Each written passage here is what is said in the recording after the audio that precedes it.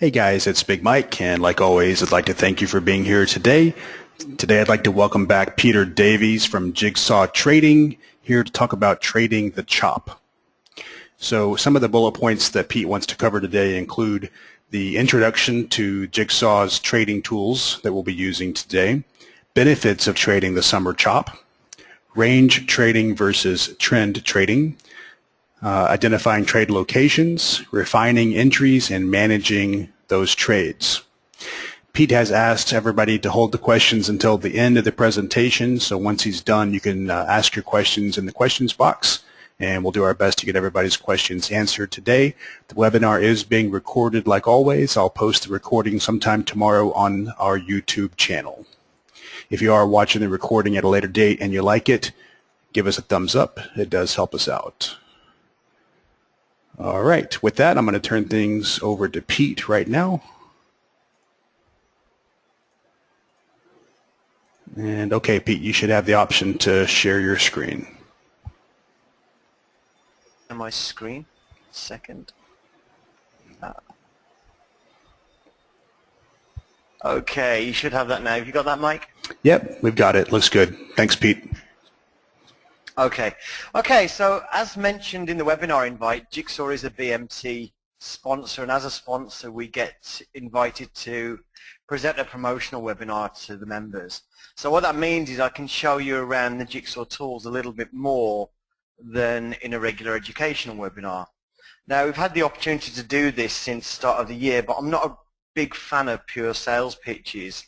So with the summer coming up, I decided to use this opportunity to discuss the tools in the context of the summertime chop. Now, as we discuss this, it will probably become apparent that the tools aren't mandatory for trading the summertime chop. So we're going to discuss the pros and cons of trading the chop, and also looking at what skills you'll develop during a summer of chop that will actually help you for the rest of the year. And we'll also discuss how the Jigsaw tools can help and specific things to look at to get you in and out of the market. So the goal today is basically to give you enough information so that you can sit down in front of a summertime market and give it a go, even if it's just on sim mode, to see if you're suited to it. And the key is basically we're going to use the characteristics of a summertime market to your advantage. Now, as per most of my webinars, I personally focus on the E-mini S&P futures market, so all of my examples are going to be based on that. Okay, so I'm going to presume first there's a few people here that are new to trading and haven't traded during the summertime yet. New traders that have yet to experience that particular delight. So let's first consider what's going to happen during this time. So first of all, people are going on holiday. So despite all the talk about markets being an HFT battleground, when people go on holiday, the volume drops dramatically. So it's possible that Robbie the trading robot actually goes for an oil change at this point, or it's possible that the markets are really driven by people after all. And these holidays generally last till the week of Labor Day, which is the first Monday in September. Now, things might pick up that week from Tuesday on, but really don't rely on the volume coming back in the market until the following week. Now, as we've discussed in previous BMT webinars, for markets to move, market orders must eat limit orders. So we've also discussed the fact that the amount of liquidity or limit orders in the market is one of the primary drivers of the personality of that particular market. And liquidity or limit orders have an inverse relationship with volatility. So if the liquidity in the market drops by 50%, we can expect it to be more volatile. And similarly, if these liquidity eating market orders drop significantly, there will be less eating of limit orders or liquidity, and therefore there will be less volatility. And this is basically what happens in the summertime. The volume goes down, and interestingly, a lot of the time, the liquidity actually increases. We get more limit orders at each level.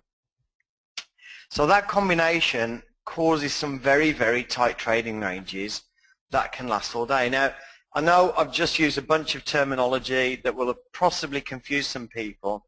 If that's the case, just go back to the earlier webinars we did on BMT, the first one, Introduction to Order Flow, and we explained that terminology in very simple terms. So basically what's going to happen in the summertime, the markets will be slow, sometimes painfully slow. And with lower volatility, the markets are going to give up fewer ticks. There is less opportunity.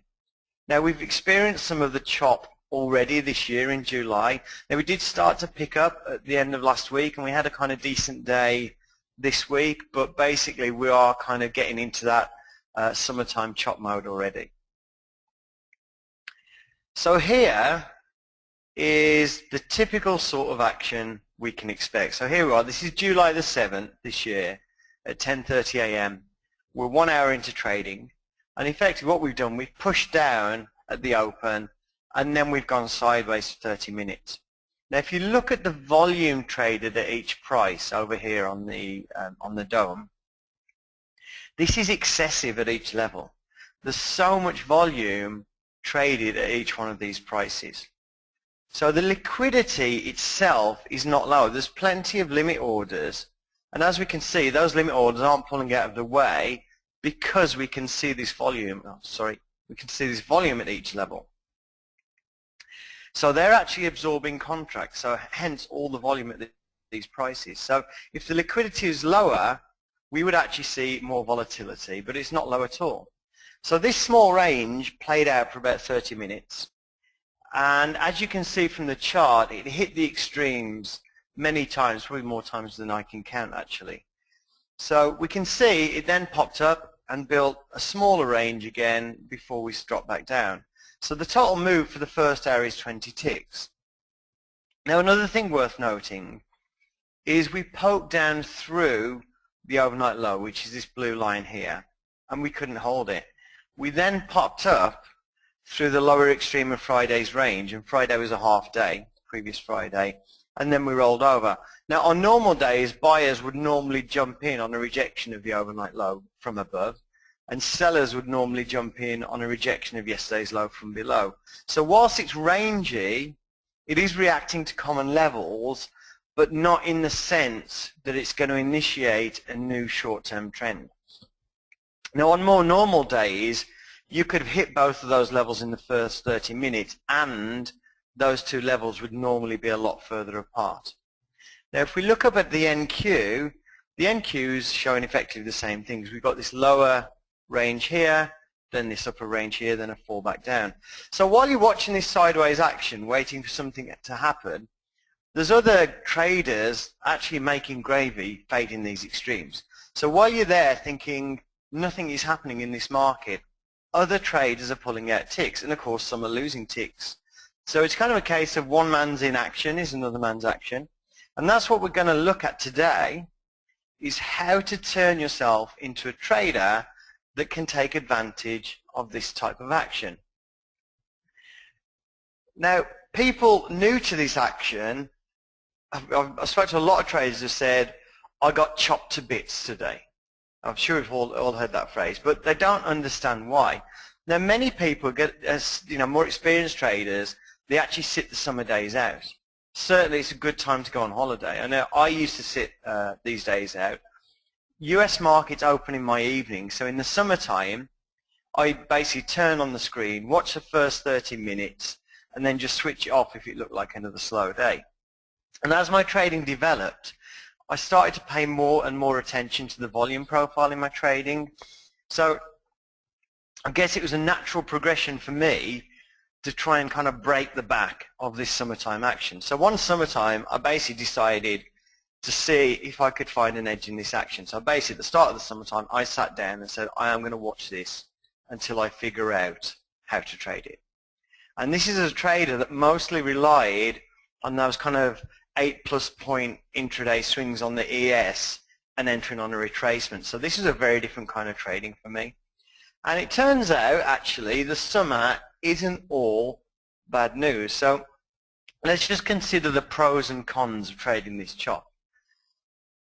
Okay, so the first thing you're going to see in the summertime is the markets are actually more predictable during the summer months. So even if you don't like the specific kind of action that you're seeing, you have to admit that most days in the summertime are fairly predictable.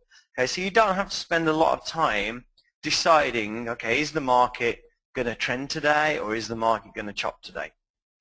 And when you trade a trend, you kind of apply the complete opposite approach to trading a range. So the kind of easiest trade in a trend is a pullback.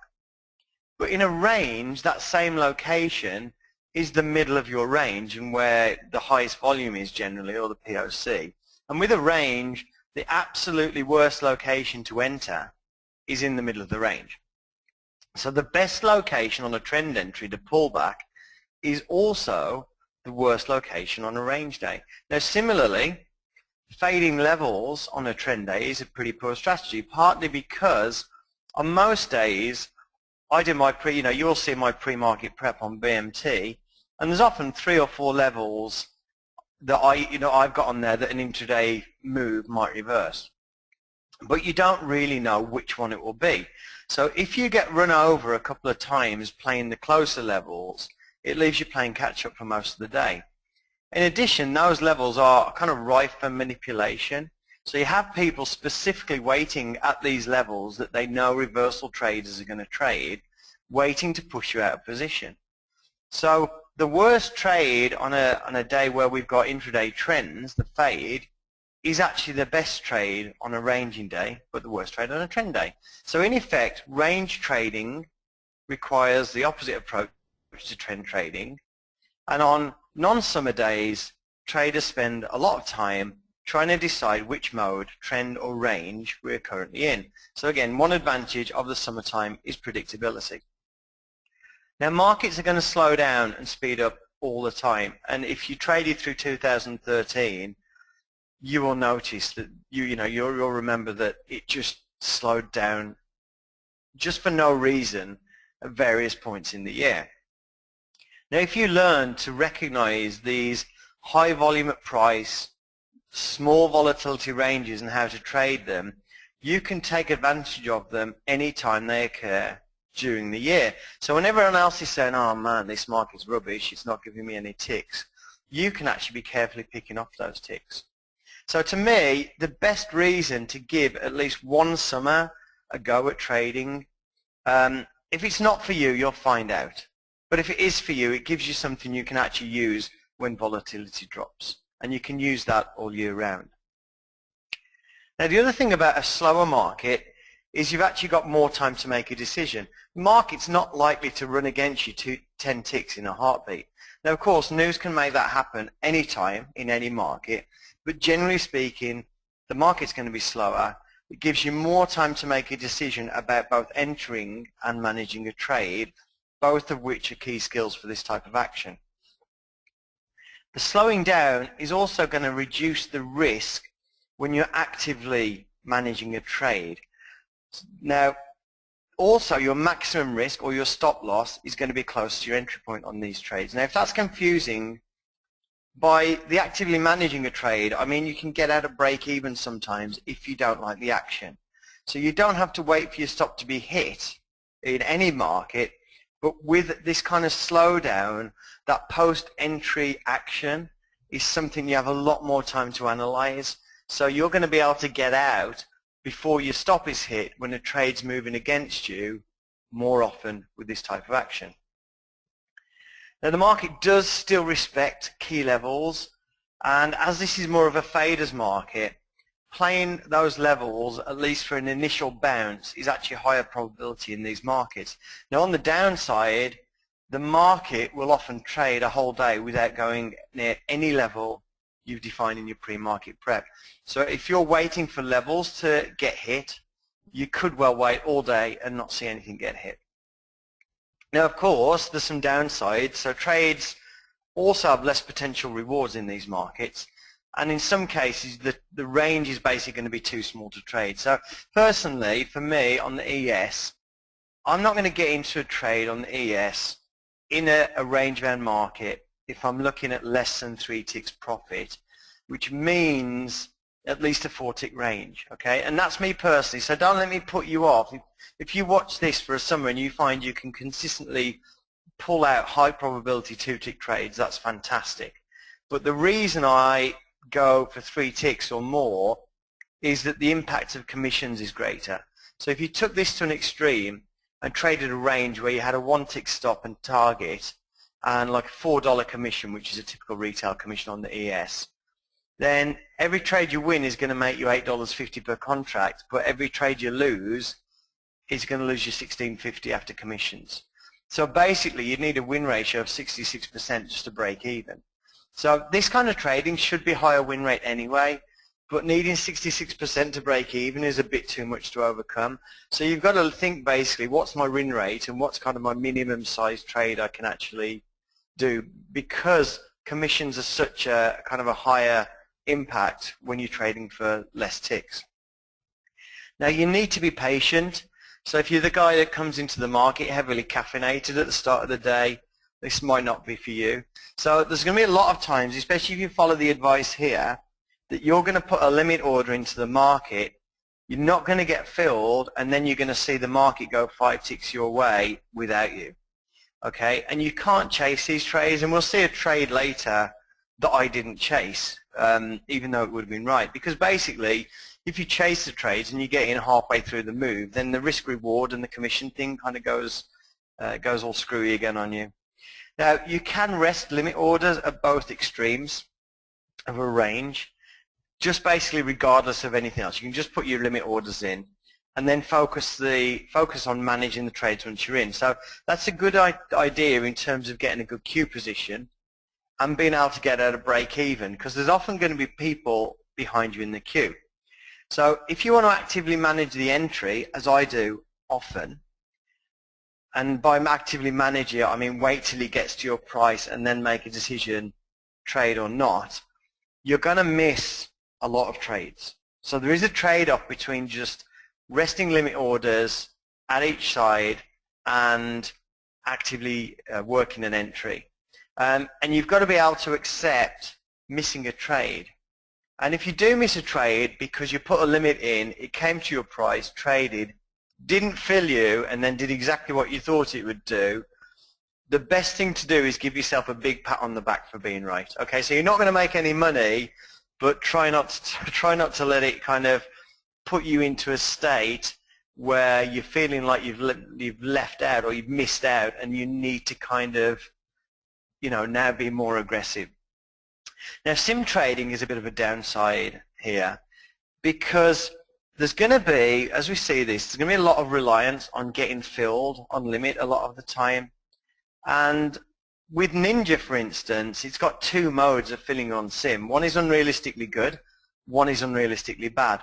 And this is not a fault of their product, but basically sim products were really never meant to be that accurate for fills. But I would say start off simming this initially. Don't go straight into live, but just take it, just understand that the fill part of the sim isn't going to be 100% accurate. Okay. So what we're going to do first is we're going to take a look at the components of the tools that can potentially help you on these days, and we're going to look at some screenshots of the 7th of July. So at this point, going into the market, because of what had happened the prior days in July, my presumption was we're in summertime chop already based on what had been happening earlier in the month. So let's first look at the components of the tools and at the same time show you examples of what to look for. Now, we have basically 2 main reasons and 2 sets of tools that we're going to look at today. So the first one we're going to look at is basically this thing here, which is known as reconstructed tape. And let's just kind of think about why that was created. Now the CME, the lovely CME, they give us a level 1 feed, and that's what drives the time and sales. Now before October 2009, the CME would give us 1 print on time and sales for every market order that got submitted. So if someone put in a 500 lot buy market order, then that would appear on time and sales as a green print with the number 500 against it. And remember, we're interested in big prints because market orders eat liquidity. Now in October 2009, the CME changed the way this was reported. So now we're going to see one print on time and sales for each limit order a market order is filled against. So in layman's terms, the CME splits up large trades so we can no longer see them. And this was actually done to give a more accurate picture of the market, because you can see all of the individual fills, okay? So it was kind of allegedly the CME trying to help us. So basically, when Mr. Big puts in a 500 lot buy market order and it gets filled against 500 one lot retail sell limit orders, you will see 500 one lot green prints on time and sales. Well, of course, you won't see that at all because you've probably only got room for 50 or 60 or so prints on your screen. So what you're going to see is a blur of green, 10 pages or whatever, and you won't know if that blur was 5 pages, 10 pages or 20 pages. So the first tool that was developed at the bottom right here is something we call reconstructed tape. Now we basically reconstruct those large market orders so we can see the original orders submitted instead of the fills. So on here we're going to see the one 500 lot print instead of the blur of 500 going past. Now as it turns out, seeing large size on your side is a great help, but when we developed this, I found it didn't help in the way I was expecting. Okay. Now obviously if you're in a trade, you want to see large size on your side. If the market pulls back, you want to see it pull back without too many large trades in the pullback. But as it turns out, and kind of unexpectedly for me, for helping you enter, what is far more interesting is stuck traders.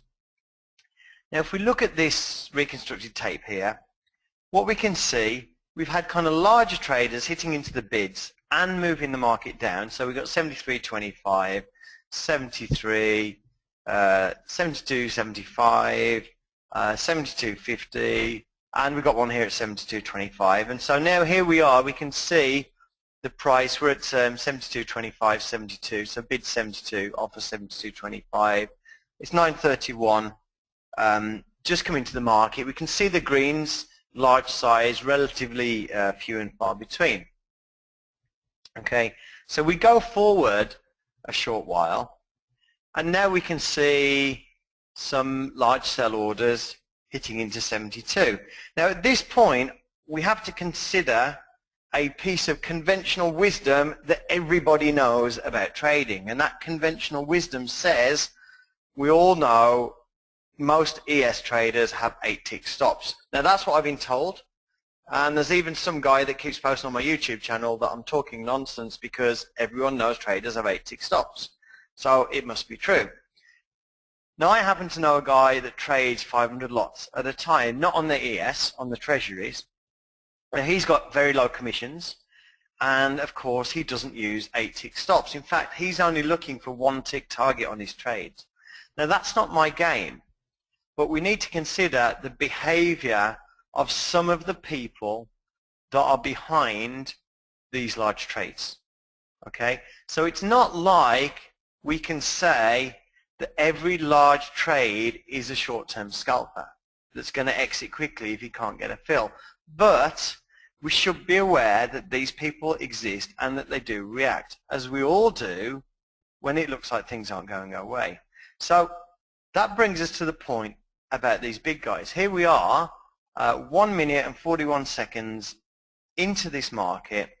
We had a lot of trading at the open, and basically we can see this trading here at the open. The open's always pivotal on the ES.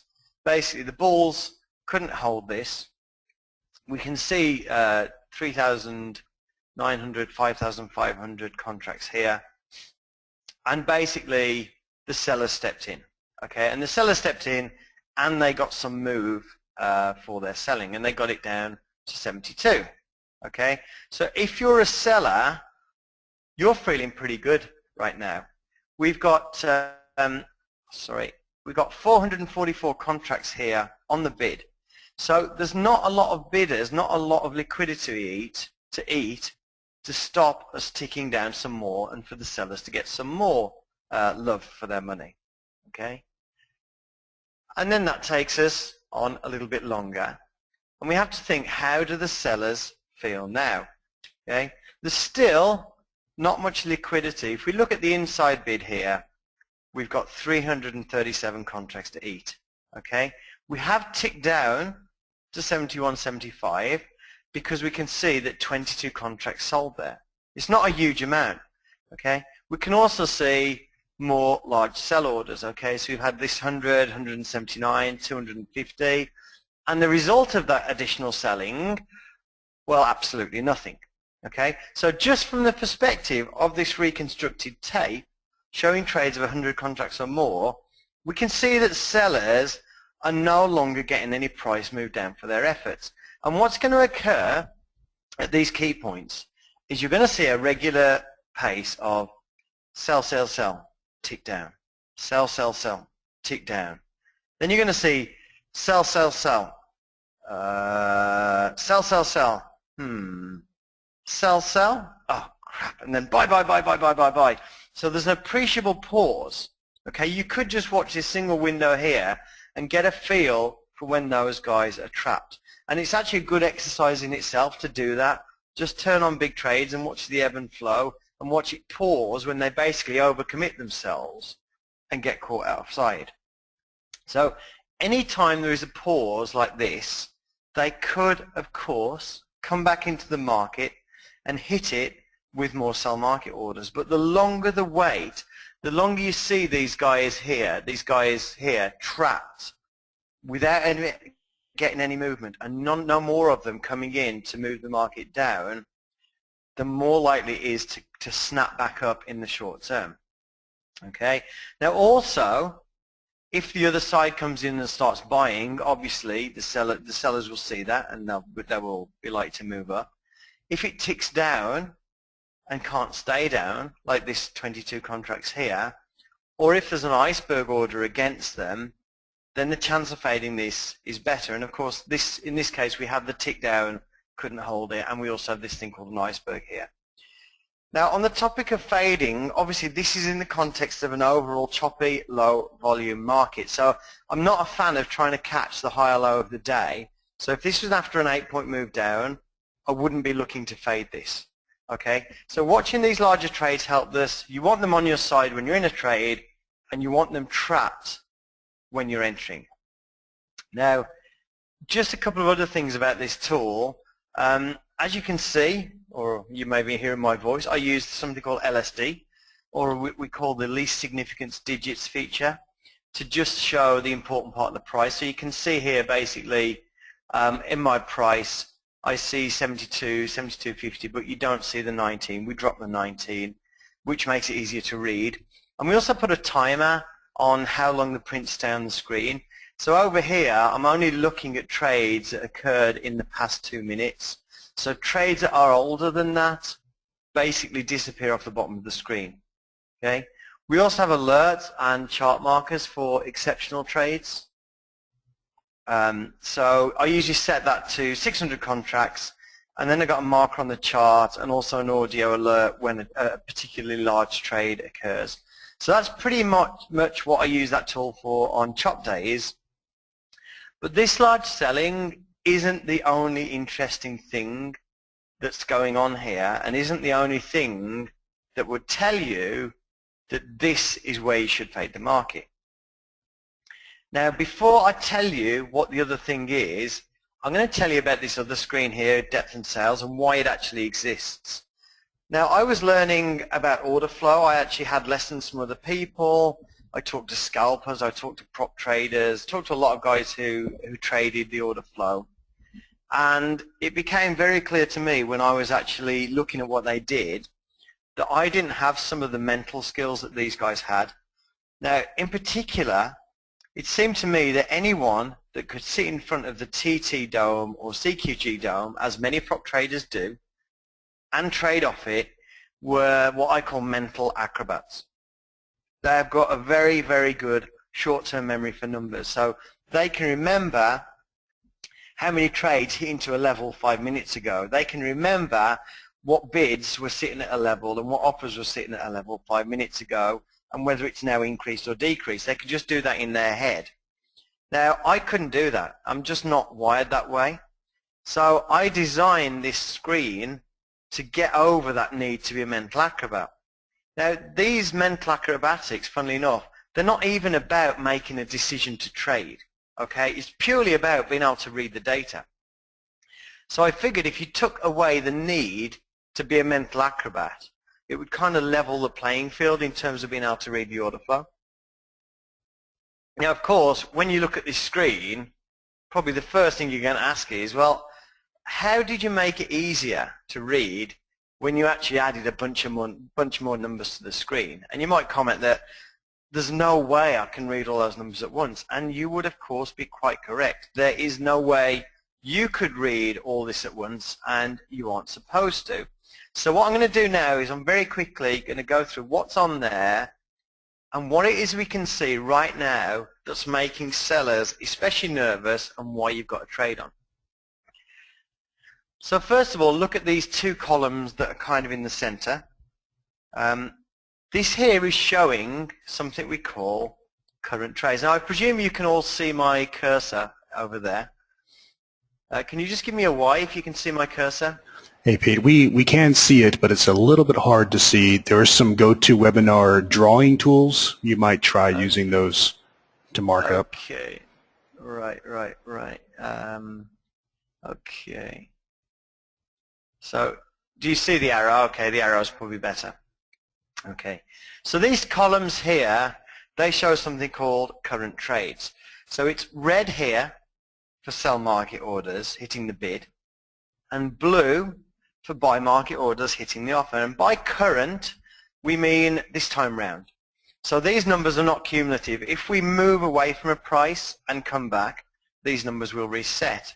And these numbers can also be reset. We've got some buttons up here that can actually reset those numbers. So when the market completes a swing low and starts moving back up, you can actually reset these numbers like I have here if we look at the previous slide. Okay, I didn't mean to do that. Okay, the previous slide. We can see, I'm lost now, sorry. Okay, if I look at the previous slides, we can see we had the data up there and then we've cleared that data above. So basically, as you move back up, you're building numbers onto a blank canvas. So right now, we can see that we've got we've got 744 buy market orders that have hit the offer this time round, 1,801 sell market orders that have hit the bid this time round. So in terms of what to look at and when, these are the columns that I will focus on the most. So for me, if I'm sitting there watching the market, I actually like to watch those columns because they're actually moving all day. Okay, there's nothing static about them. So I don't go off and read email or browse the web. I will just sit there focused watching these numbers.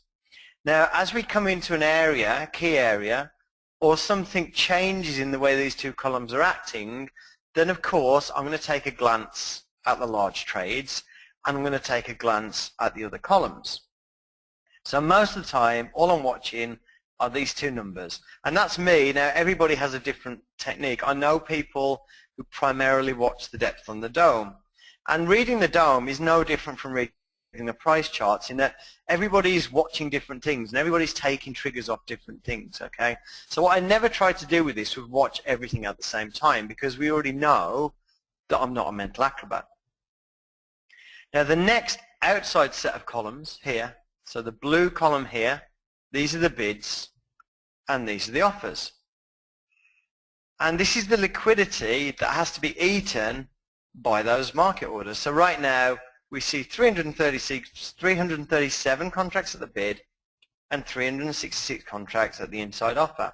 Now looking down here, we can see more bids than offers, but at a low, that is to be expected and means very little. And that's kind of important when you're playing ranges. So we'll come back to that later. Now we can see that some of the bids are highlighted here because I set the bids and offers above 1,500 to be highlighted so that I know where the kind of larger bids and offers are. And that's basically it for the bids and offers. The next outside set of columns is something we call the snapshot. So this shows the total change so far in bids and offers since we last ticked up or down to a new bid offer level. Okay, so a positive number like this 1536 here means that 1536 contracts have been added to the inside bid. We look across here, 1098 contracts have also been added to the inside offer. Now, the other numbers here, like this -7, 7 a pull, that's kind of insignificant. So I normally filter out changes of less than 100 contracts. And I don't, as you can see, I'm only interested in the first 4 rows. I'm not really interested if somebody pulls an offer at 74 here. It's not really on my horizon, on my radar right now. Now the next outside set of columns here is the total trades at the bid and total trades at the offer. So this is kind of similar to current trades, although it never automatically resets. So these numbers just accumulate through the day unless you want to do a manual reset with these buttons up here. Okay, then we have the price. You can see the last traded price is highlighted. Then we have the volume profile. The orangey color is the value area for today. Yellow is the POC, or the highest volume price, and the white is the session VWAP. Now this column here shows your current order information, which is your quantity and position in the queue. And then finally we have this alert column, which is very simply a column for you to put notes in. So if you do your pre-market prep, you can see here from my pre-market prep, here was the overnight low. LIS, just a line in the sand. This is just stuff we can input manually. Now we said that something is making these sellers nervous. I'm sure a lot of you in the room can actually spot what that is already. Okay, so what we can see here is the bid is actually quite small. On the previous slide, the bid was 444 contracts, so it's actually down to 337 now. But 1,800 contracts have traded into that bid, so it's gone from 444 to 337, but we've had 1,800 trade. Okay, now that's only possible because they've added 1,536 contracts to the bid. So whilst the sellers have been selling all these contracts here into 72, some bidder has quietly been absorbing all that selling by adding to his bids as people traded into it. Now, when you keep the bid fairly low, which is what they're doing here, there's a chance that a sell order, a single sell order, or a couple of successive sell orders will exceed the size of your bid before you have time to refresh it. So basically, that's why we see this 22 down here. Okay, this 22, all it's saying is that sellers exceeded these bids for a moment. It kind of printed 71, 75 for 22 contracts, and then these bids at 22 refreshed again, and we tick back up. So basically, sellers are trapped by this thing, this refreshing, which is what we know as an iceberg order. Now, that alone doesn't give you a 100% guarantee that this level is going to hold, but it's a good entry for a couple of reasons. So first of all reason is you can join the bid. Okay, so sometimes when they do this refreshing, they'll actually be showing 1,500 contracts and refresh and stay at 1,500. So if you want to join the bid, if you want to add a limit order at 72 to buy, you've got 1,500 people in front of you that need to get filled before you do. Now in this case, they're keeping the bid around 300 or 400 contracts. So if you join this bid now, you need only 400 contracts to trade before you get filled. So that is a good position to be in. Now, if you look just below, there's 1,493 contracts bid at 71.75. So if you join the bid at 72, regardless of whether you're filled or not, if you see this 1,493 suddenly reduce in size, you can cancel your order or you can get out of the trade because you know the bidders are possibly had enough and are now going to get out of the way. So if the bidders below you start to get out of the way, that reduces your chance of a successful trade. Okay? So you can do this before it even comes down to 71, 75. So just while it's here at 72, if you see all these bidders here start to pull out of the way, you can say, okay, forget about this trade. Okay?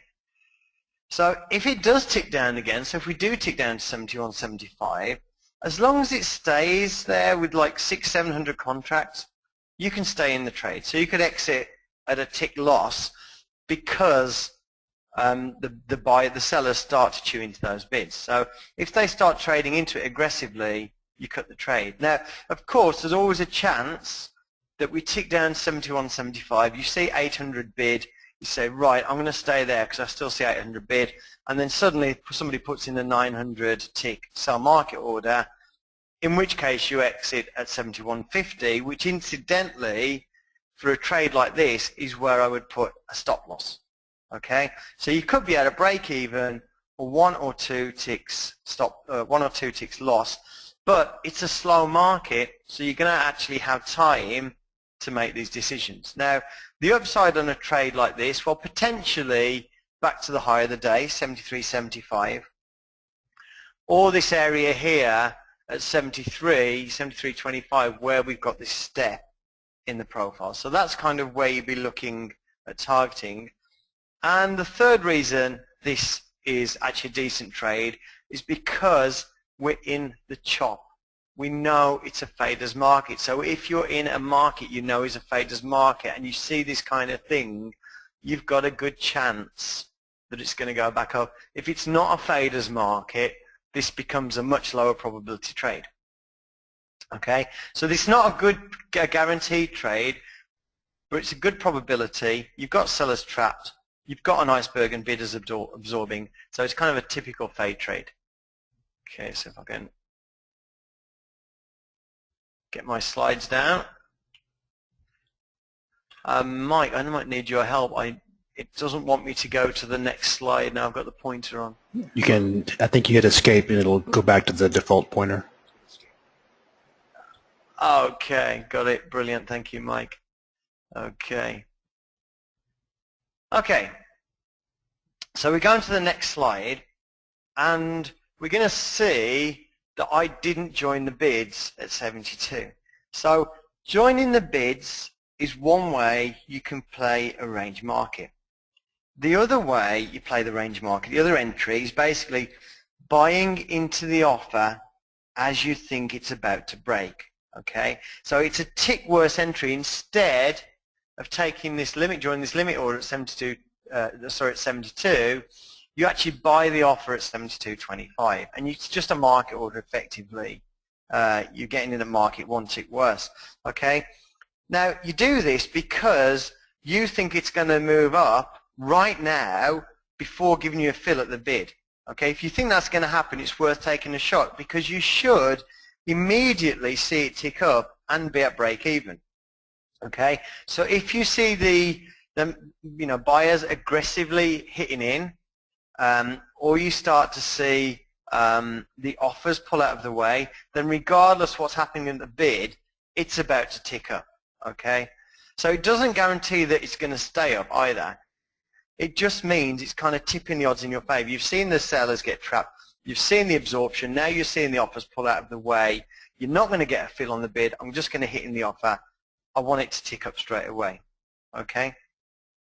Now what we can see is that after that happened, we actually get some, just before that happened, we actually had some big, fairly big buy market orders hitting in 72.25. So basically, we bid 72, offered 72.25, some big players hit into that, and basically it was that that initiated, okay, I'm not going to get filled on the bid, I'm going to have to hit into the offer. Okay. Now at this point, if I look at the bids behind me, there's only 59 bid behind me, and of course that's because it's just ticked up into an area there were no bids before. Okay, so it did trade against in this instance, but nothing hit in to 71.75. So we did come and tick down again, but we didn't make any headway, didn't come back down to this 71.75. So there's no reason to pull out of the way on this trade. Okay. Okay, and this is where we got to. Now we can see the reaction. We can see the last sellers here, the last guy that sold into 72, 250 contracts. We can see they had another little go here. But basically we're seeing the reaction we want to see on the tape. We can see 30 seconds later we've got all these buyers basically that came in and pushed the market up to 73. And we're only 30 seconds later. This is action right at the open. Okay, So we're now up 5 ticks from the entry point because some of those short-term sellers bailed out, and also because a lot of retail traders got stuck, and they exited and helped to drive the price up. So now we're back to the step in the profile and close to the open, so it's out of the long trade and in with the short to lean on the volume up there. Now, perhaps the hardest part of range trading is fading yourself, okay? So if you're in a long trade, it's very difficult to reverse and go short. I'm uncomfortable with it personally, and there's nothing wrong with just playing the range from one side only. But if you can play it from both sides, it does take a bit more mental effort. You're obviously going to make more money if you're playing both sides of the range. But right now, this isn't a range yet. You're going to say, yeah, but this isn't really a trading range yet. It's a slow market, okay?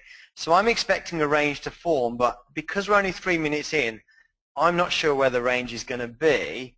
But opportunity one was clearly stuck shorts in a faders market. This opportunity is slightly different, okay? This opportunity is seeing a step above us, which is basically steps in the profile quite often hold.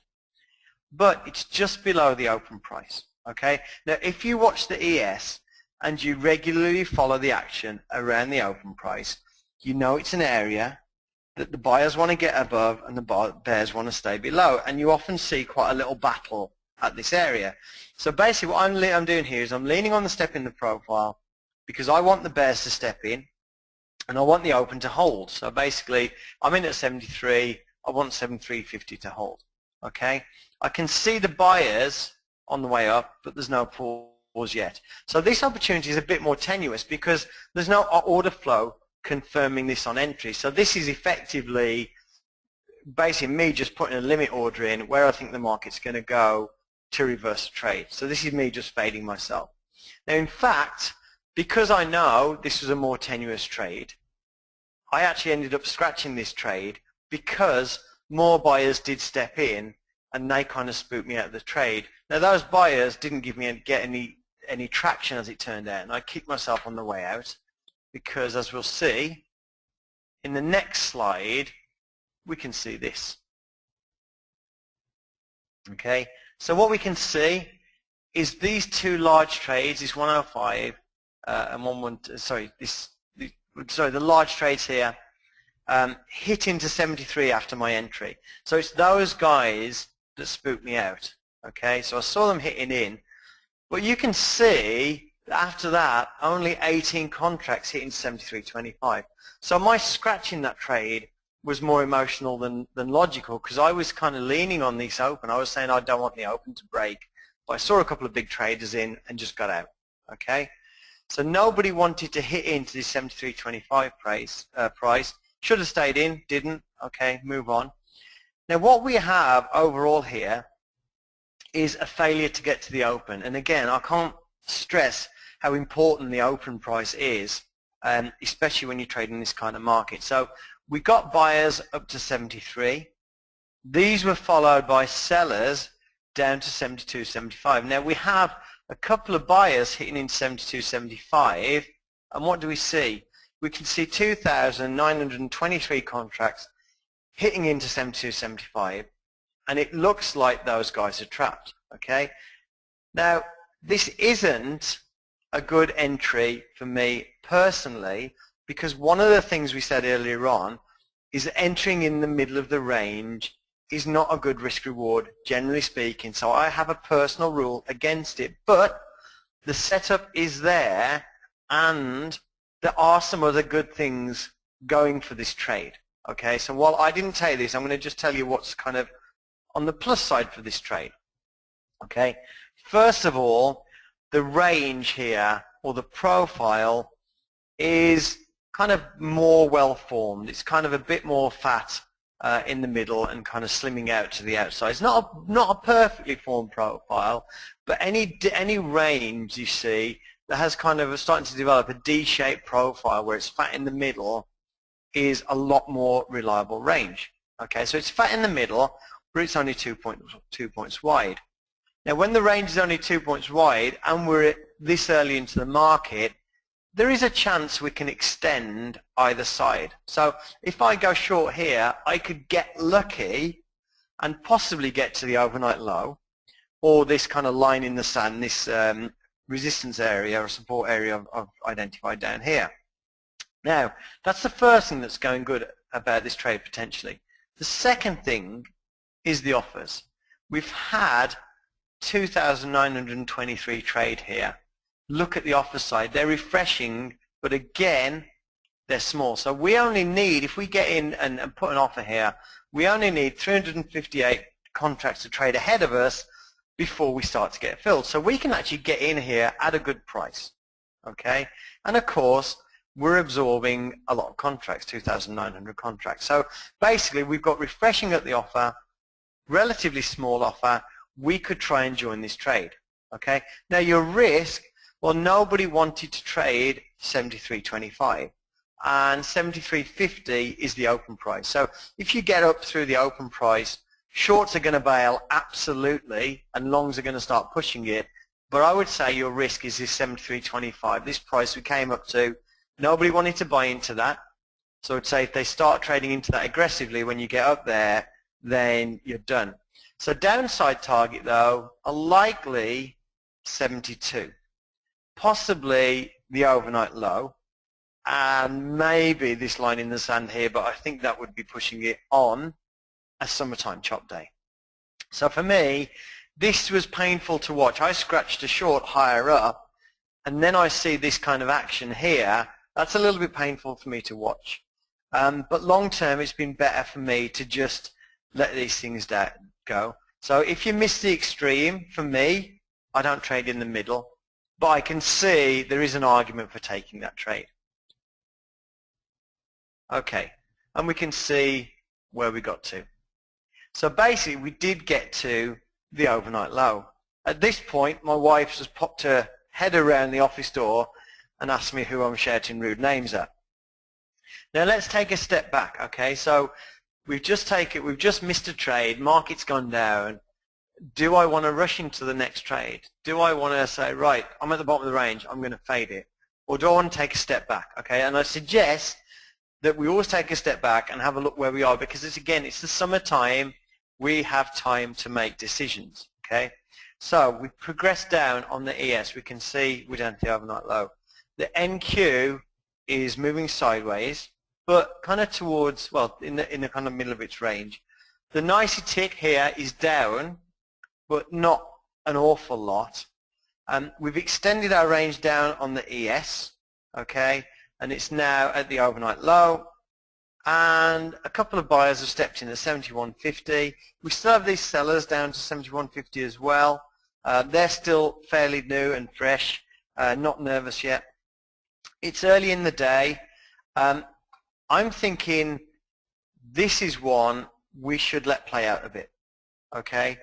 One of the reasons to let this play out a bit is we're at a key level and there might be a little bit of nudging around at this price, okay? Also, the delta looks a little bit bearish at this point, so I'm going to just like let this play out a little bit.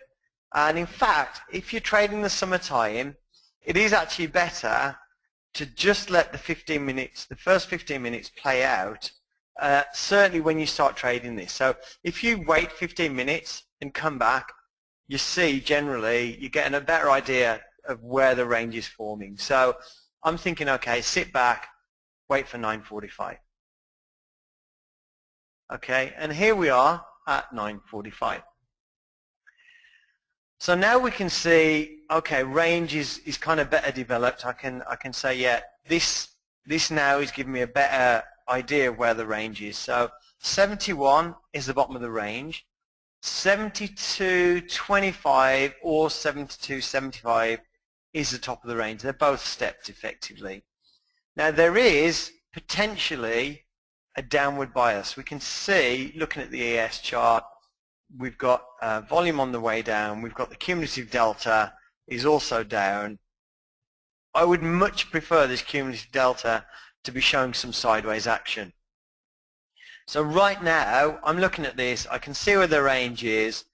I want to play this range from the top down because I kind of feel it's more likely to break down before it breaks up, purely because of the cumulative delta. So it is fine to play both sides of a range, but at this point I'm just feeling that we've got a higher probability to play this range from the top. So that's not mandatory.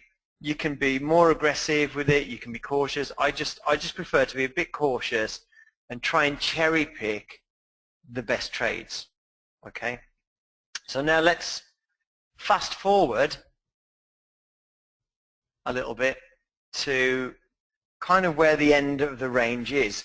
So we're going to now look at this range breaking, and one of the keys of fading the range is being able to spot when the range is breaking. So as I said, you can just put limit orders in at the extremes of the range, okay, and then manage the trades after you get in. So there's no rule that says you have to see the ranges holding before you put an order in. So putting limit orders in earlier actually gets you a better queue position and leaves you with more people behind you in the queue, so you have more time for analysis after your entry. So here we are after at 10:07. You can just see all of the, we've got the extension up, extension down, then bounce, bounce, bounce, bounce, bounce, bounce, bounce. Okay, and this is me about to get run over as we come out of the range. So if we look at the chart and the volume profile, we can see the range is narrowed, which is absolutely normal. So our focus now is 7150 to 7225, 4-tick range, 3 ticks available, but 4 ticks if you're really, really, really, really lucky. And to be honest, I don't think it's viable to expect to get 4 ticks out of this. Now, the chart shows how many times we've hit the extremes of this range, and we've now got 116,000 contracts traded between 71.50 and 72.25. Now, obviously, a lot of the people that got in here have now got out, okay? Because we know this is scalper heaven, okay? So they're not. It's not as if all the people that got positioned there are still holding, okay? But this market is still like a coiled spring. The more people you have positioned here, the more, the bigger the numbers in this range, the more the impact of them bailing out when the range fails. So on this, which is like the 7th hit or so, it's a less probable trade. Now, in normal conditions, if it's not summer, when a market reverts to a tight range, I'd be pretty reluctant to take the 4th hit. With summertime, you're going to get more hits, but you have to scale back or not trade the later hits, because the more times you hit the extreme of the range, the more chance you have of getting run over. So the only reason to take trades like this is the presumption that the market is slow and you can try to manage a good exit. So if you're like the proverbial deer in the headlights and you can't get trades, you shouldn't be playing this sort of action. Okay, so in this case, I've got an exit order in below because I want to get a decent queue position. I don't have that now. I want to get a decent queue position when it gets down there. And on the order entry, I'm at 323 in the queue, and there's 530. So like there's 200 people behind me. So if this sell order doesn't fill and moves down, I will actually let it fill this buy order below. So I don't really care at this point which way I'm going to get filled. I have less bias because the cumulative delta is a little bit more sideways, but also we can just see it's chopping sideways. There's no bias in this market anymore. Okay, so here I am, and I'm filled. Okay, and I'm filled at 72.25. Now I should be happy, right? Because I'm filled, and if I look at the large buyer side, I've only got 3 large buyers in the past 2 minutes. And if I look at the offers above, 1620, 2074, 1681, there's big, thick offers. Now actually there's a couple of issues with big offers like this. Okay, first of all, large offers almost always appear at the high of a range, and because 72.25 is effectively our range high right now, we're expecting large offers there. Okay, it's just a market phenomenon. It doesn't mean it will hold. Okay. Now, if you're wondering if you've defined the range correctly. Am I looking at the right price of the, for the range? It's actually this you use at confirmation that, yes, this is the high of the range. Everybody else is looking at this as the high of the range. Doesn't mean that the range will hold, but one of the downsides of big offers is this. Those offers are often there to fool you into going short. In which case, what you're likely to see, if these are spoof offers, you're likely to see some absorption on the bid side before it breaks, because if they're putting in offers to make you think the market's weak and make you sell, they're going to absorb your selling. Okay, so here I am. What I don't like about this right now is it's ticked up and the bids are firming, but also I've got a few of the offers at the inside offer that are pulling out in the way. Okay. Oh, great. Excuse me. Sorry about that, guys. Okay. Let me just get positioned again. Okay, so here I am.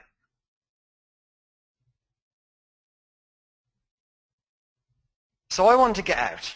Okay, I can see more of these offers up here are pulling out of the way. Now I put in a bid here at 72.25. Okay, so I've got a feeling this market's going against me, and I've just put in a bid to exit. So why not just exit with a buy market order up here and get out at 72.50? Okay, well, the reason is this is the summertime. It's slow. The markets are moving more slowly. There is more time to make a decision. So I can see that offers are pulling here, but I've got 869 still offered. So there's no reason right now to think that those offers are about to collapse entirely. So I'm hoping that a few more sellers see this size above and trade into 72.25, sell into 72.25 and fill me on my exit. So my fingers on the mouse, obviously 72.50 could break at any time, in which case I'm going to get out at 72.75, but because it's a slower market, I'm saying, okay, 869 there, on 546 in the queue, and they are adding to the bids. They've added 378 to the bids. I've got a fair chance of actually getting a fill on this one. And here we can see I've got the fill. So what we can see is 1,037 trade into the bid at 72.25.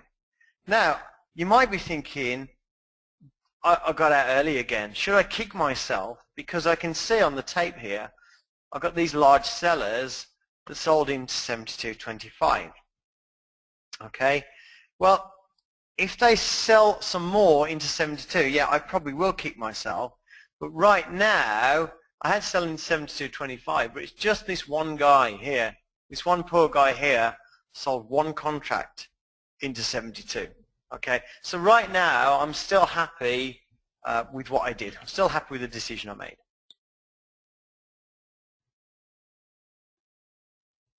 Okay, now we can see the offers are pulling out of the way a little bit, and we've got some size that's come in on the bid side. So this is actually, so the buyers right now, if we look at the 880, 936, and we look at the tape here, we can see that the buyers are outnumbering the sellers, okay? So we're starting to pop a little bit. We've not popped yet. We're only 2 ticks above the top of the range, but we're starting to see the kind of action that is now going to make the sell side nervous. So we are starting to see the kind of action. So I kind of feel validated now that I made the right decision. And now what do we see?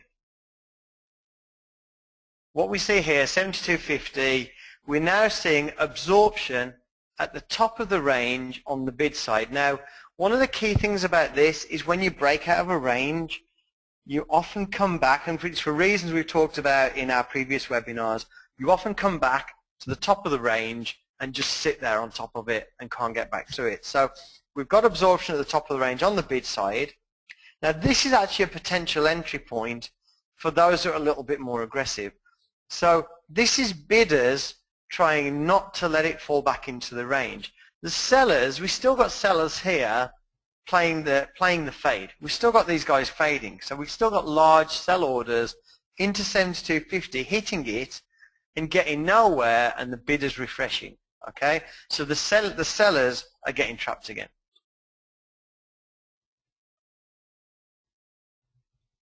And then we pop up. Okay, so if eventually the sellers bail out and we pop up, and we're now back at the open price, and we've got 1,542 contracts traded into the offer with 1,444 contracts added. Now the NQ has broken upside. The NQ is way past its open price, and what you're going to see on these kind of summertime chop days quite often is the ES is down, the NQ ups, the Dow is down, the Russell is up. You see kind of a lot of the correlations break down. We can see we've had a pop, but this is a range day. Okay, so we've had this pop. So what's our expectation? If we're saying this is a range day, we've now got some absorption, we've got some trapped buyers. What's going to happen now? So the options on a range day: one, we're going to fall back into the range. Two is we're going to extend the range, which basically is the same as falling back effectively. We're going to extend this range. We fall back, and then we start trading 71, 73.50. Or we have a new range higher up. Okay, so at this point on a range bound day, your presumption, or my presumption, is this is a head fake. Okay, but if it is a head fake, it's the summertime, right? You're going to have time to let the market show its hand. Okay, so in any case, we're expecting more range bound behavior, but we just don't know if it's going to range again here or range against somewhere else. Okay, so we don't have to jump in straight away, because we know that the last range that formed ranged for 30 minutes. Okay, we are expecting multiple hits of the range. So this here is absolutely a perfectly valid fade trade, but again, given the characteristic of the summertime chop and the fact we're trying to take advantage of those characteristics, we're going to see how it plays out, and specifically how it reacts when it comes down to 72.50. Okay, so at this point in time, we've got a total range of 13 ticks, which is tiny. There have been some short-term opportunities for those that keep risk in check and are nimble getting in and out. Okay, and this is what a typical range day ends up looking like. So we have effectively two ranges here. The top to bottom, this is the 15th of July, top to bottom for the entire day is just 4 points. Now the first thing we can see is that the best opportunities are for the most patient. So we've got this kind of outer range here, okay?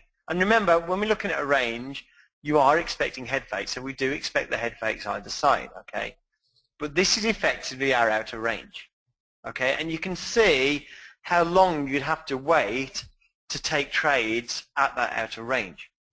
Now we also have these smaller consolidation zones that develop intraday, and these are the places that you can play for your 3 or 4 ticks. And this is what the summertime chop is basically all about, is knowing that these areas form, expecting them to develop, and actually playing them when they do. And like I say, it's not for everyone.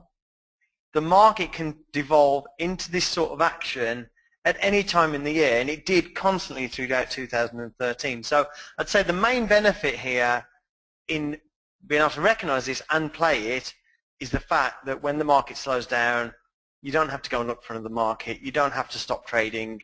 You can actually trade this sort of action.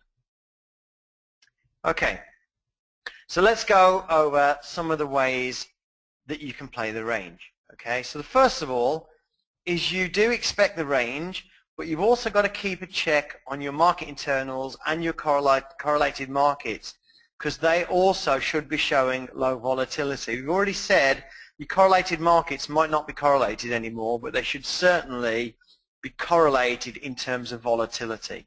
They might not go up and down at the same time, but volatility should be low on all. Now use the fact the market is slow to enter and exit. So it's often going to let you get out at break even. And because you're playing for fewer ticks, you have to take that advantage. So don't just get out of the market if there's a good chance you can work your way at limit. So the market's going to be slower, and summertime trading is all about turning that to your advantage: entry, management, and exit.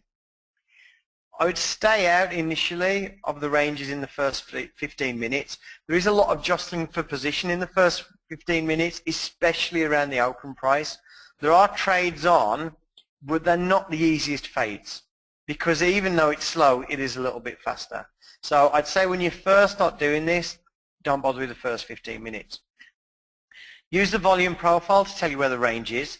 It's where the most trades occur, not necessarily where the extremes are on the chart, and that is very important. And then secondary to that is use the bids and offers to confirm where the extremes are. Okay, so the bids are going to be high right at the range low, and the offers are going to be high at the range high. So that doesn't mean the level's going to hold. It just means the market perceives those prices as the current extremes. It's a form of consensus as to where the extremes are. Now, it's going to be normal to move 1 or 3 ticks through a range and head fake. This is range-bound behavior after all. So if you see it move through your range and then absorption 1 to 3 ticks through your range, it is likely to come back. So you could well have just gotten stopped out of a fade, see it move up 3 ticks, and then absorption. And you've got to try not to let the fact you've just been stopped out spook you out of playing the range trade when it moves up 3 more ticks. Now, the longer you play the range, more chance it has of breaking, and the smaller the size you should trade. Okay. The other thing is it's lower probability. The lowest probability trade is in the middle of the range, and that's where the highest volume is traded, and it's also where the market will slow down the most. So as you go through the middle of the range and where all the volume is, it's going to slow down, and sometimes just that slowdown will make you think there's an entry. It doesn't mean there's an entry. In fact, if you can't get through the middle of the range or the point of control of the range, and it comes back to your entry point without hitting the other side, be very careful, because that's the first sign often of the range fading. Now, market often breaks out of a small range, then moves and ranges elsewhere. So part of playing the range is to know that you're going to get caught out fading the range, possibly the last time. You know, that you're going to fade the range every time. Some people are very, very aggressive and just fade the range, fade the range, fade the range. You've got to then accept that when the range breaks, you're going to get taken out. Okay, so if you don't get caught on some of these breakouts, then to be honest, you're not trying hard enough. Okay, so that's just a cost of playing this type of action. Now, in terms of your entry, obviously if you're entering on a limit order, you gain a tick on the entry. So that's a good thing, but sometimes you're just not going to get filled. So you can enter a limit order at either end of the range. That's going to give you a good queue position when price finally gets there. So if you're at queue position 50 and there's 1200 in the queue, you can get filled, and if you don't like what happens, you can often get out a break even if they trade aggressively back into your entry price. So use the queue position. Okay? So there's nothing wrong with putting the orders in the extremes, letting them fill, use the order flow, the market internals, the correlating markets to kill or keep those trades. Now, to join limit orders, when price is already trading there, you really need an iceberg order with a small amount showing. So if you've got 300 or 400 contracts that keeps refreshing, you can join that. But if there's 2,000 showing there and you join it, you're probably not going to get a fill. It's just not going to happen. So watch for those two scenarios. Now, if you enter with a market order, you need to try and do it as the bid or offer you're hitting into looks like it's about to fail. So if you want to go long and the bid is 1,500 and the offer is 1,500, there's no point hitting into the offer just yet. But if you want to go long and the bid is 1,500 and the offer is like 200 and it's not refreshing, then the chances are, not a guarantee, but the chances are the offer will break first, okay, if you're at the range low in a faders market. Okay. Now, it also helps to see those negative numbers, the offer's actually pulling out of the way and the bid's refreshing on the other side. Now, obviously, whenever you enter the market, you've got to have a logical exit point. So if you go long and the bids, the 3 levels below you, are all 200 contracts, well, price is going to chew through that pretty quickly. So going long there doesn't make sense, because if it trades against you, any volume at all, those levels are going to break. But basically, you need a point to exit. And sometimes, because this is a faders market, that point to exit will be just below the low of the day, which common sense tells us that's where everyone has their stops. There's this thing about everybody has their stops below the low of the day, so your stop shouldn't be there. And I kind of agree with that, but sometimes it's just that's where the logical point is. So it's not ideal, but sometimes, yeah, your stop is going to be below the low of the day. But what you don't have to do is wait for the stop to get hit. Again, use this summertime slowness. Look to see if the bids start pulling close to your sell stop, you might want to get out before it hits your stop. Okay.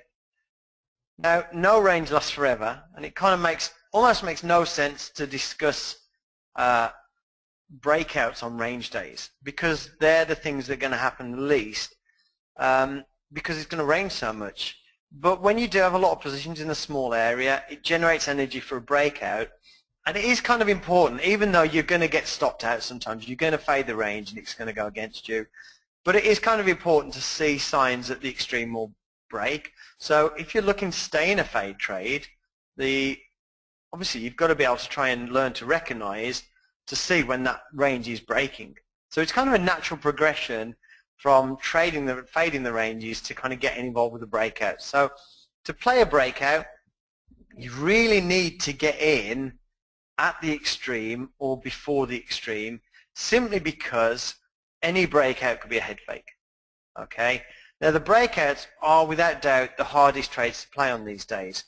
So some of the things you need to see, it's good to see moving to your extreme, and as it's moving to your extreme, some sign that the extreme will break. So for example, as we move to the top, we come back and a large iceberg on the bid side with sellers stuck trying to sell in and fade the range. So seeing stuck traders at the top of the range, so maybe even an initial bounce off the high that gets caught or stopped by an iceberg like we saw in the earlier slides, but also offers moving away as we get to the high. So if you see a lot of green, big buy market orders going up to the high, fast-paced, buy, buy, buy, tick up, buy, buy, buy, tick up, buy, buy, buy, tick up into the high, and you see the offers pulling out of the way, that is a good sign the market will break. You've got buy-side momentum, you've got offers getting out of the way, and even better if behind you you have some big bids following you as you go up.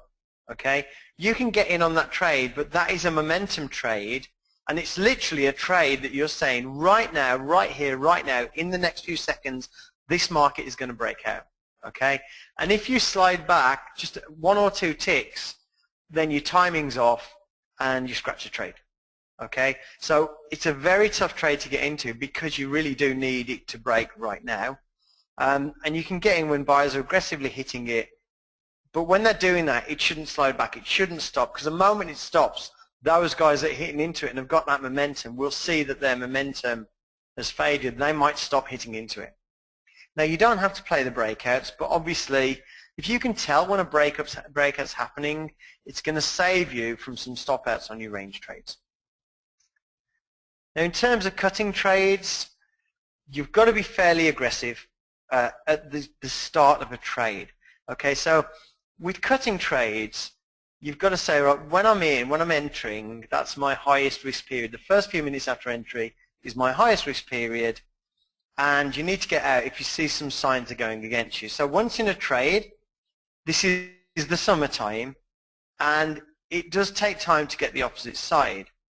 So my tendency is to get in, see, if I'm getting in long, I want to see the bids behind me are solid, see there's no absorption on the offer side against me, get a couple of ticks on side, and then forget about it, okay? Because it is the summertime, right? It's not going to get to the opposite side in 2 minutes, okay? So you've got to kind of, once you've got a couple of ticks on side, just let it run, okay? Now, there is an argument on range trading for getting out when momentum stops, okay? But it's the summertime, so to expect good momentum all the way to the opposite end of the range is probably expecting a bit too much. So basically, get into the trade, manage the first few minutes, get a couple of ticks on the side, and then just ignore the order flow, just ignore the action, just don't take any heat if it comes back. So that kind of brings us to an end, and as it says there, summertime trading is not for everyone. But as mentioned many times, markets slow down intermittently, so it's worth spending time one summer with this kind of new perspective I've given you, hopefully, just to see if you can use the pace and predictability of that market to your advantage. So that's me done. Thank you for listening. At this time, I'd like to open for questions. Mike? Yeah, thanks, Pete. All right, guys, so as you have questions, you can go ahead and type them into the questions box, and we'll see what we can get answered. All right, John wants to know, does this approach work with treasuries? Yeah, I mean, the thing is, this is the kind of thing that, this is the kind of action you see on treasuries more of the time. I don't trade treasuries, but absolutely, this is the kind of pace that treasuries sit off for quite a lot of the year.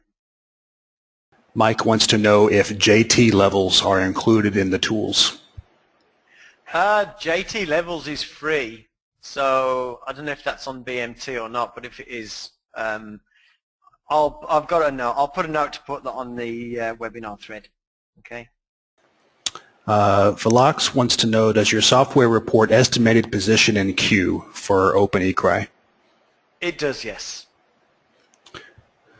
MS wants to know, can you tell us more about the relevance of the open as the day progresses? You said that you don't want the open to break, so what's the reason for that? Yeah, basically, if you watch it, basically, there's a tendency, it's the area that gets defended. Once you get to the open, you're back to zero. So below the open, you're in negative territory, and above it, you're in positive territory. So if you just watch as you get there and you watch the order flow at the open, you'll see it's an area that often gets defended. So basically, below the open, if we move down from the open and we move down 6 ticks, I know that above the open, the bears don't want it above the open, they'll defend it. But if it does go through the open, they'll start to unwind a little bit. So basically through the open, if I'm short and it goes through the open, I know it's going to start to accelerate, or I've got a feeling it's going to accelerate upwards. So that's irrelevant. But it becomes less relevant as you go through the day. It's more the first hour or so. Okay. Sam wants to know when this will be available for Sierra charts. It's at the end of the year, Sam. Okay. Velox wants to know, is the chart that you were showing available with Open eCry? No, but I believe they have got a zigzag. So there's kind of the same, there's kind of one, but there's not. It doesn't have the swing volume and the number of ticks on it right now. Although it could be developed. Bubba wants to know regarding treasuries, if your trading room is still open, and if you have a specific webinar that deals with treasuries. No, we don't do it. I mean, we do have a trade room open, but it's ES. We don't do anything with treasuries. I mean, it's John Grady that does the treasury stuff. It's just not something I'm interested in trading. Even though I like trading in the summertime, I do like the ES when it moves in the year, and I'm just too. The treasuries are a bit too slow for me, basically. Hal wants to know if it's a good idea to use these techniques after noon Eastern or when the liquidity dries up. You know, I don't know, Hal, because I go to bed at noon Eastern because it's midnight here. I don't know. I mean, it's a good question. Does the lunchtime activity equal the summertime activity? I don't know. I've never tried. It's a very good question.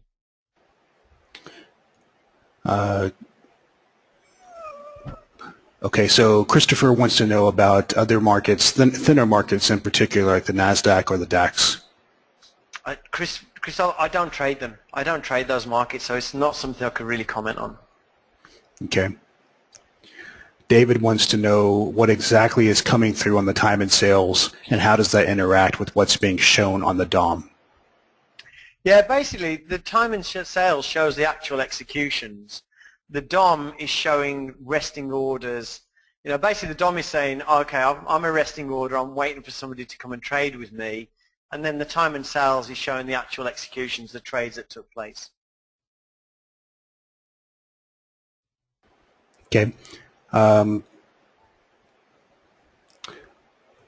Let's see. Velox is saying that I think he's talking about opening cry has zigzag, but without. I'm not sure. I think he means without the volume. Yeah. Yeah. So, Okay. time to use NinjaTrader. All right. Or change the OEC indicator. Yep. Mike says, in terms of levels being respected in the summer and not the rest of the year, do you know the ratio of probabilities? I don't do statistics. I'm a very discretionary trader, but it's just it's just kind of a gut feel basically I'm giving you there. Okay. Rusty wants to know when you determine if it's going to be a range day or a trend day. Okay, usually if it's in the summertime, I decide before the market opens because that's what I think it's going to do. If it's in the the rest of the year, first of all I look at the VIX, but second of all the usual thing is if you watch the open trade, look at the volume and look at the range off the open, it's usually that opening first couple of minutes off the open gives you a hint, but usually by the time you're 15 minutes in, you've got a good idea if it's going to be a range. It's just kind of the pace of the market, the volume, and the liquidity, basically. Okay. Al is asking, let's see, I think he says that he's using Sierra chart. Okay, I'm not really understanding the question. Basically, he says if a user wants to use Jigsaw for Sierra chart, which I thought you said is not available yet, should they buy now? Or okay, now I get it. He wants to know if he should buy it now even though it's not available yet, or if the price is going to increase later. No, it's not going to increase, Al. When we do new platforms, we don't put the price up, basically. Okay. Velox wants to know what stop you use for this technique. Well, usually the stop is where it's like finding that logical exit point. So usually like a 3-tick stop, but that's my worst case scenario. What I want to do is try and actively manage it and not take much of a stop at all, basically. So 3 is kind of my 3 or even 4 ticks if that's the logical exit point, basically. Okay, Raymond's asking if you offer lifetime licenses for active order entry. We don't know, I'm afraid, Raymond. Not right now. Kurt wants to know if both of the, on the right-hand side of the presentation, are both of those windows the reconstructed tape? Yes, one was filtered showing trades above 100 and one was showing everything, basically. Okay. Hal is asking if you have any word on the sessions issue with OpenECRI, such as where the volume profile does not reset at the start of the regular trading hour session because OpenECRI does not recognize the new session. Yeah, basically, Hal, we're kind of resolving that, but it's part of a really major release for us, which is going to be the end of the year. So, yeah, we're working on it. Maybe OEC will come up with a solution first, but we're working on it, but it's the end of the year, basically. Rusty says it looks like you're using a 600 tick chart instead of the usual 900 tick.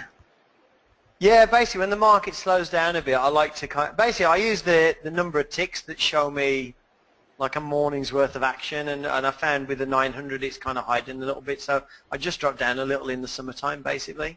Whatever looks like it makes sense. Okay.